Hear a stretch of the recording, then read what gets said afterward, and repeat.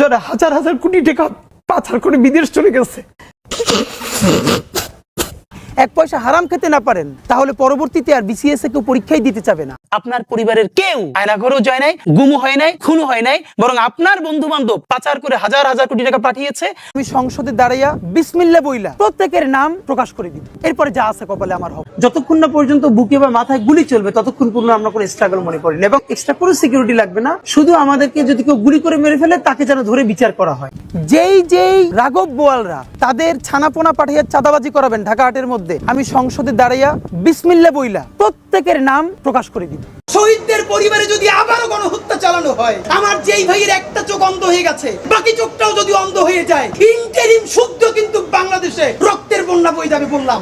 প্রধান উপদেষ্টারে তারা গিয়ে বলে ওই পেট্রো বাংলার চেয়ারম্যানটা কিন্তু আমাদের লাগবে, অমুক বিশ্ববিদ্যালয়ের ভিসি কিন্তু আমাদের লাগবে। আপনি কেন প্রেস মিট করে বলেন না বিএনপি আমার পেট্রো বাংলা চাই, জামাত আমার স্বরাষ্ট্রমন্ত্রী চাই? আপনি বইলে দেন না, ওদের নেইতে কইলে দেন।